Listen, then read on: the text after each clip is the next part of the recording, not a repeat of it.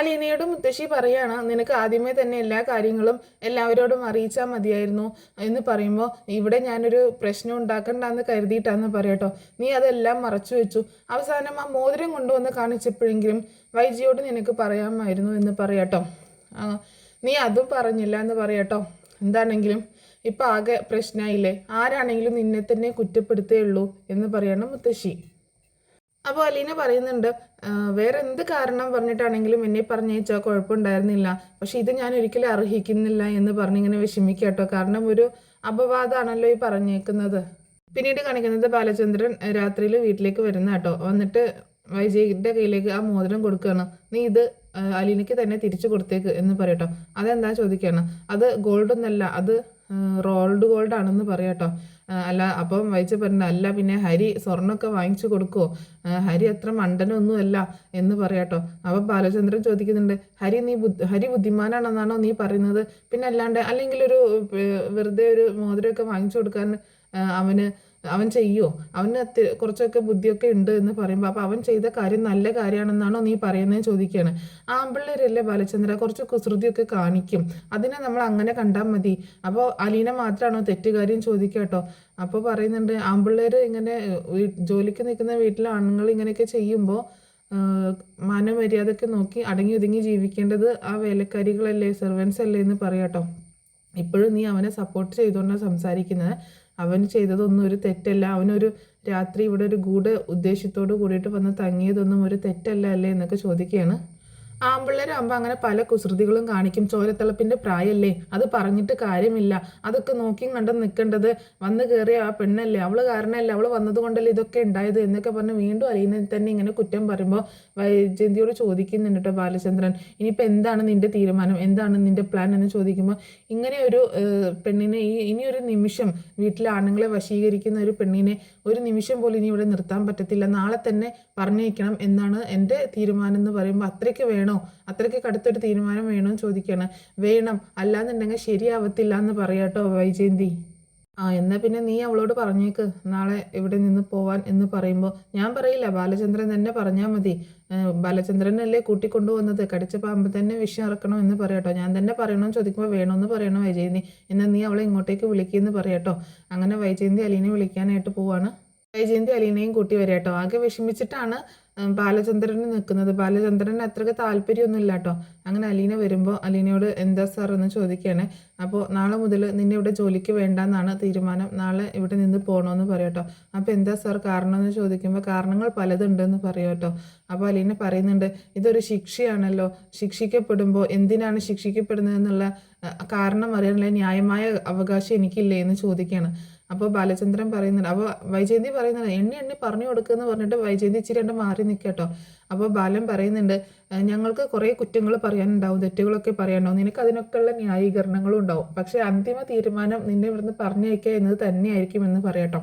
അപ്പോൾ അലീന പറയുന്നുണ്ട്, സാർ ഞാൻ ഒരു തെറ്റും ചെയ്തിട്ടില്ല, ഞാൻ എന്തിൻ്റെ പേരിലാണെങ്കിലും ഇവിടെ നിന്ന് ഇറങ്ങിപ്പോകുന്നത്, എന്നോട് ഇറക്കി വിടുന്നത് എന്നോട് ചെയ്യുന്ന ഏറ്റവും വലിയ ദ്രോഹമായിരിക്കും എന്ന് പറയട്ടോ.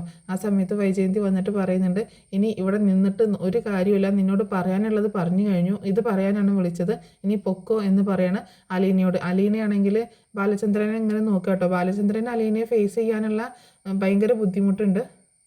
അലീന ഇങ്ങനെ ബാലചന്ദ്രനെ നോക്കുന്നുണ്ടെങ്കിലും അയാൾ പെട്ടെന്ന് നോട്ടം മാറ്റിയിട്ട് ബാഗ് എടുത്തുകൊണ്ട് അകത്തേക്ക് പോവാട്ടോ.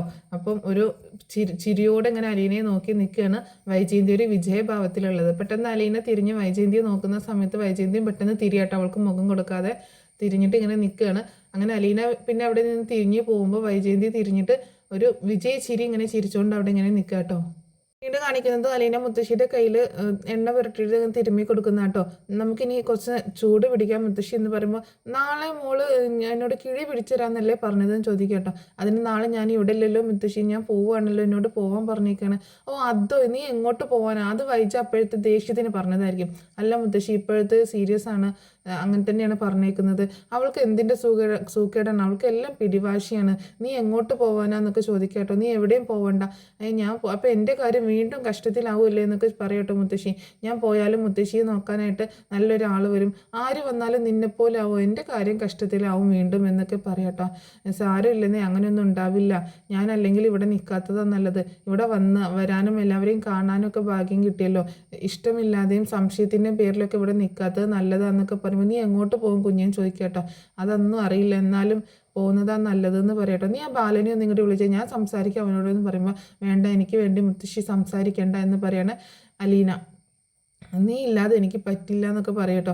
അപ്പം ഞാൻ ഇടയ്ക്ക് വരും, മുത്തശ്ശിയെ കാണാനായിട്ട് ഞാൻ വരും എന്നൊക്കെ പറയുമ്പോൾ, എൻ്റെ കുഞ്ഞ് ഇങ്ങനെയൊന്നും പറയല്ലേ, നീ ഒരു തെറ്റും ചെയ്തിട്ടില്ല എന്ന് നിനക്ക് ഉറപ്പാണല്ലോ എന്ന് ചോദിക്കട്ടോ. ഈ മുത്തശ്ശിയുടെ ഓരോരോ ചോദ്യങ്ങൾ, മുത്തശ്ശിക്ക് എന്നെ ഇതുവരെ മനസ്സിലായിട്ടില്ല അല്ലേന്ന് ചോദിക്കുകയാണ്. എൻ്റെ വിഷമം കൊണ്ട് ചോദിച്ചു പോയതാണ് മോളെ, ഞാനൊന്ന് അവരോട് സംസാരിക്കട്ടെ, ജയമോളോട് സംസാരിക്കട്ടെ. വേണ്ട മുത്തശ്ശി, ആരോടും ഒന്നും സംസാരിക്കേണ്ട, ഞാൻ പോകുന്നതായിരിക്കും നല്ലത്. ദൈവം എന്തെങ്കിലും കണ്ടുവച്ചിട്ടുണ്ടാവും, അത് നടക്കട്ടെ എന്ന് പറയാണ് അലീന. ഞാൻ ചൂടുവെള്ളം എടുത്തിട്ട് വരാമെന്ന് പറഞ്ഞിട്ട് പോവാട്ടോ. എന്നിട്ട് പിന്നീട് കാണിക്കുന്നത് ബാലചന്ദ്രൻ ഇങ്ങനെ കണക്കൊക്കെ നോക്കി ഫോൺ ചെയ്തുകൊണ്ടിരിക്കുന്ന സമയത്ത് വൈജയന്തി അങ്ങോട്ടേക്ക് വരും കേട്ടോ. എന്നിട്ട് പിന്നെ ഫോൺ കട്ട് ചെയ്തതിന് ശേഷം ചോദിക്കുന്നുണ്ട്, ബാലചന്ദ്രൻ നാളെ അവളെ എങ്ങോട്ട് പറഞ്ഞയക്കാനാണ് തീരുമാനം ചോദിക്കുകയാണ്. അവൾക്ക് എങ്ങോട്ടാണ് പോകേണ്ടതെന്ന് വെച്ചാൽ അങ്ങോട്ടേക്ക് കൊണ്ടാക്കാം എന്ന് പറയാട്ടോ. അങ്ങനെ വെറുതെ പറഞ്ഞേക്കാൻ പറ്റത്തില്ല. അവൾ ഇവിടെ നിന്ന് ഇറങ്ങിപ്പോയി അവൾക്ക് എന്തെങ്കിലും തട്ടുകേട് സംഭവിച്ചാൽ നമ്മൾ സമാധാനം പറയണ്ടേ? എഗ്രിമെൻറ്റ് സൈൻ ചെയ്തിട്ടൊക്കെ കൂട്ടിക്കൊണ്ടുവന്നതല്ലേ, അതുകൊണ്ട് അവളെ എവിടെ നിന്നാണോ കൊണ്ടുവന്നത് അങ്ങോട്ടേക്ക് തന്നെ കൊണ്ടാക്കണം എന്ന് പറയാട്ടോ. അപ്പോൾ ബാലചന്ദ്രൻ പറയുന്നുണ്ടേ, ഞാനല്ല എഗ്രിമെൻറ്റ് സൈൻ ചെയ്തതും കൂട്ടിക്കൊണ്ടുവന്നതും മനുവാണ്. മനുവിന് എന്തറിയാം, അവൻ കൊച്ചു ചെറുക്കനല്ലേ, ശിവേട്ടൻ ഇവിടെ ഇല്ലാത്ത സമയത്ത് അവൻ്റെ കാര്യങ്ങൾ കൂടി നോക്കേണ്ടത് ബാലചന്ദ്രനല്ലേ എന്ന് ചോദിക്കുകയാണ്. അപ്പം ഞാൻ എന്താ ഇനി വേണ്ടത്, ഞാൻ കഴക്കൂട്ടത്ത് കൊണ്ടുപോയിടണോ എന്ന് ചോദിക്കട്ടോ ബാലചന്ദ്രൻ തന്നെ കൊണ്ടുപോയി ആക്കണം. അവിടെ സ്നേഹനികേതനൊന്നുമില്ല എന്ന് പറയാട്ടോ. അപ്പോൾ പറയുന്നുണ്ട്, അവിടെ സിസ്റ്റർമാരുടെ കോൺവെൻറ്റില്ലേ, അവിടെ കൊണ്ടാക്കണം എന്ന് പറയണം. അതിനാദ്യം അവൾ അങ്ങോട്ട് പോകാൻ തയ്യാറായില്ലെങ്കിലോ, അതിനാദ്യം അവളോടൊന്ന് സംസാരിക്കുക, അവളോട് ചോദിക്കുക എന്ന് പറയണ വൈജയന്തി. ഞാൻ ചോദിക്കുന്നില്ല, നീ എന്നെ പോയി ചോദിക്കുമെന്ന് പറയുമ്പോൾ, എനിക്കെങ്ങനെ വയ്യ, എനിക്ക് അവളുടെ മുഖം കാണുന്നതേ വെറുപ്പാണ്, നാണം കെട്ടവൾ, അതുകൊണ്ട് ബാലചന്ദ്രൻ തന്നെ ചോദിച്ചാൽ മതി എന്ന് പറഞ്ഞിട്ട് ബാലചന്ദ്രനെ പറഞ്ഞേക്കാട്ടോ.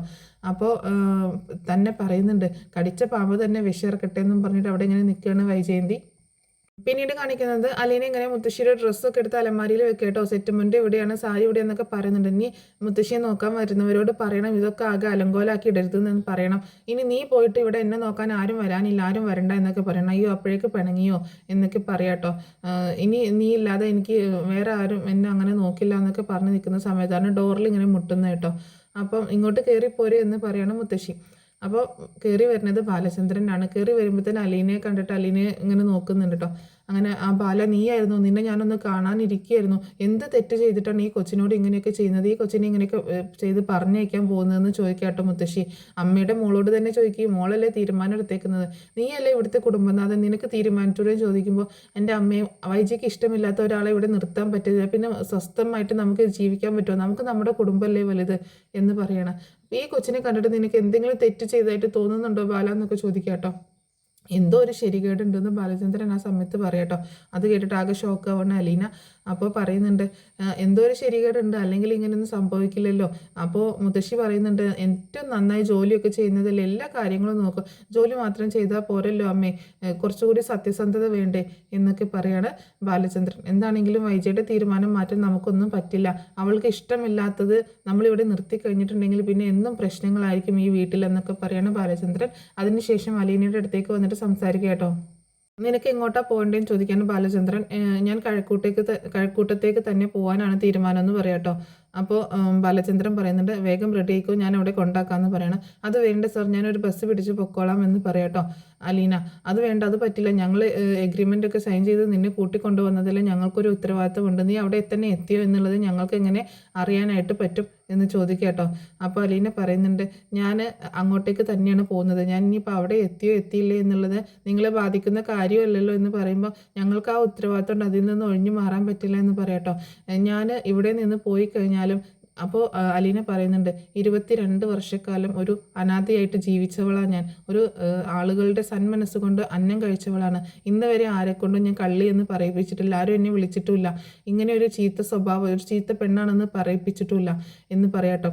അതുകൊണ്ട് ഇവിടെ നിന്ന് പോയി കഴിഞ്ഞാൽ നല്ല അന്തസ്സായിട്ട് എനിക്ക് ജീവിക്കാനായിട്ട് പറ്റും, ഞാൻ അവിടെ എവിടെ പോയി കഴിഞ്ഞാലും ഇവിടത്തേക്കാളും അന്തസ്സായിട്ട് ആത്മാഭിമാനത്തോട് കൂടിയിട്ട് ഞാൻ ജീവിക്കും, ഞാൻ ഇനി ഇവിടുന്ന് പോയി കഴിഞ്ഞ് അവിടെ തന്നെ എത്തിയോ എത്തിയില്ലേ എന്നുള്ളൊരു ടെൻഷനാണ് നിങ്ങൾക്ക് നിൽക്കുമെങ്കിൽ അത് വേണ്ട. ഒരു ഔദാര്യത്തിൻ്റെ പുറത്താണ് എന്നെ കൊണ്ടാക്കാനായിട്ട് നിൽക്കുന്നതെങ്കിൽ അത് വേണ്ട. എനിക്ക് ആ ഔദാര്യം വേണ്ട എന്ന് പറയണം. അതല്ല, എനിക്ക് എന്തെങ്കിലും സംഭവിക്കുമോ എന്നുള്ള പേടി കൊണ്ടാണെങ്കിൽ ഞാൻ ഇവിടെ നിന്ന് പോകുന്നത് എഴുതി ഒപ്പിട്ട് തന്നേക്കാം. എൻ്റെ ഇഷ്ടത്താലെ ഞാൻ പോവുകയാണെന്ന് എഴുതി ഒപ്പിട്ട് തന്നേക്കാം.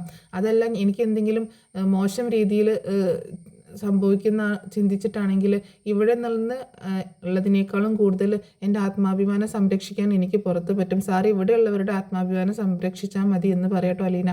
അങ്ങനെ അത് കേട്ടിട്ട് ഇങ്ങനെ അലീന ഇങ്ങനെ നോക്കി ആകെ ഷോക്കായിട്ട് അലീനയുടെ ഇത്രയും സംസാരമൊക്കെ കേട്ടിട്ട് ബാലചന്ദ്രൻ അവിടെ നിന്ന് പോവുകയാണ്.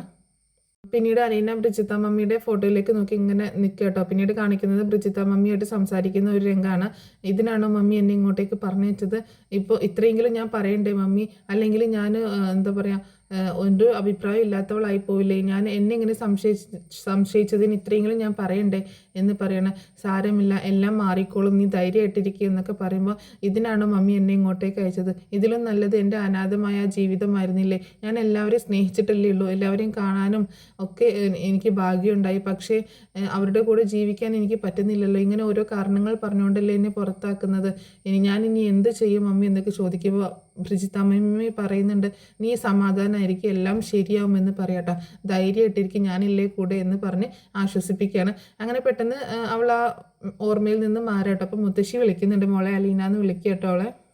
പിന്നീട് കാണിക്കുന്നത് വൈജയന്തി കമലെടുത്തിയെ വിളിച്ചിട്ട് ഞാനൊന്ന് തീരുമാനിച്ച പിന്നെ അതിന് മാറ്റമില്ല കമലെടുത്തി, നാളെ തന്നെ ഞാൻ അവളെ ഇവിടുന്ന് പറപ്പിക്കുമെന്ന് പറയട്ടോ. ആ സമയത്താണ് ബാലചന്ദ്രൻ അങ്ങോട്ടേക്ക് വരുന്നത്. അപ്പോൾ വൈജ ഫോൺ കട്ട് ചെയ്തിട്ട് ഞാൻ പിന്നെ വിളിക്കാമെന്ന് പറയട്ടോ. അവളോട് സംസാരിച്ചോ എന്ന് ചോദിക്കുകയാണ് ബാലനോട്. സംസാരിച്ചു എന്ന് പറയാട്ടോ. എന്താ അവൾ പറഞ്ഞതെന്ന് ചോദിക്കുകയാണ്. അവളെ ആരും കൊണ്ടുപോയി വിടണ്ട, അവൾ കഴക്കൂട്ടത്തേക്ക് തന്നെയാണ് പോകുന്നത്, പക്ഷെ ആരും കൊണ്ടുപോയി വിടണ്ട, അവൾ തന്നെ പൊക്കോളാം എന്നാ പറയുന്നതെന്ന് പറഞ്ഞു കേട്ടോ. അവൾക്ക് ആരുടെ ഔദാര്യം വേണ്ടാന്ന് പറഞ്ഞു എന്ന് പറയണ. അത് അവളുടെ അഹങ്കാരമല്ലേ ബാലചന്ദ്രൻ? തന്നെ പോവുകയാണെങ്കിൽ പോട്ടെ, നമുക്ക് എന്താ കാര്യം എന്ന് പറയണം. ആ സമയത്ത് ബാലചന്ദ്രൻ പോയിട്ട് ഫോൺ എടുത്തിട്ട് മനുവിനെ ഫോൺ ചെയ്യാട്ടോ. മനുവിനോട് ഹലോ മനു, നീ ബിസിയാണോ എന്ന് ചോദിക്കുന്നുണ്ട്. അപ്പോൾ മനുവിനാണ് ഫോൺ ചെയ്യുന്നതെന്ന് മനസ്സിലായപ്പോൾ വൈജയന്തി ചോദിക്കുന്നുണ്ട്, അവനെ എന്തിനാണ് അറിയിക്കുന്നത്, അവനോട് എന്തിനാണ് ഇതൊക്കെ വിസ്തരിക്കാൻ നിൽക്കുന്നതെന്ന് ചോദിക്കുക കേട്ടോ. അപ്പോൾ വൈജയന്തിയുടെ അടുത്ത് ദേഷ്യപ്പെടണം, മിണ്ടാതിരിക്കുന്നു പറഞ്ഞിട്ട്. അപ്പോൾ ഹലോ അങ്കിളെ പറഞ്ഞോ, ഞാൻ കേൾക്കാമെന്ന് പറയണം. നീ എവിടെയാ മനു, തിരക്കാണോ എന്ന് ചോദിക്കുമ്പോൾ അല്ലെങ്കിൽ ഞാൻ വീട്ടിലുണ്ട്, എനിക്ക് ഇൻഫോ പാക്കിലൊരു ഇൻ്റർവ്യൂ ഉണ്ടായിരുന്നു, അത് കഴിഞ്ഞ് നേരെ വീട്ടിലേക്ക് കൊല്ലപ്പള്ളിയിലേക്ക് പോകുന്നു എന്ന് പറയട്ടോ. അപ്പോൾ നീ സ്ഥലത്തുണ്ടല്ലേ എന്ന് പറയണം. ആ സ്ഥലത്തുണ്ട്. പിന്നെ അങ്കിള് പറഞ്ഞു എന്താ, ഞാൻ കേൾക്കാമെന്ന് പറയുമ്പോൾ ഹരി എന്തേലും ചോദിക്കുകയാണ്. ഹരി കൂട്ടുകാരുടെ കൂടെ മൂവിക്ക് പോയി എന്ന് പറയട്ടോ. അപ്പോൾ അവൻ വരാൻ ലേറ്റ് ആവില്ല, ആ സെക്കൻഡ് ഷോക്കാണ് പോയതെന്ന് പറയണം. അപ്പോൾ എന്താ അങ്കിളെ കാര്യം, എന്തോ ഒരു ഡാർക്ക് മണക്കുന്നുണ്ടല്ലോ എന്ന് ചോദിക്കുമ്പോൾ ഇവിടെ ചെറിയൊരു വിഷയം ഉണ്ടെന്ന് പറയട്ടോ. അപ്പോഴും വൈജ ഇങ്ങനെ തടയുന്നുണ്ട്, എന്താ ഇത് പറയണ്ട എന്നുള്ള രീതിയിൽ. അപ്പോൾ അങ്കിള് പറയാമെന്ന് പറയുമ്പോൾ ബാലചന്ദ്രമേനും പറയുന്നുണ്ട്. ബാലചന്ദ്രൻ പറയുന്നുണ്ട് അലീനയും ഹരിയും കൂടെ എന്തൊക്കെയോ കൊടുക്കൽ വാങ്ങൽ ഇടപാടുകളൊക്കെ ഉണ്ട് മോശമായ രീതിയിൽ എന്ന് പറയട്ടോ. അത് കേട്ടിട്ട് ആകെ ഷോക്കായിട്ട് നിൽക്കുന്ന ഹരിയെ കാണിച്ചുകൊണ്ടാണ് ഇന്നത്തെ എപ്പിസോഡ് അവസാനിക്കുന്നത്.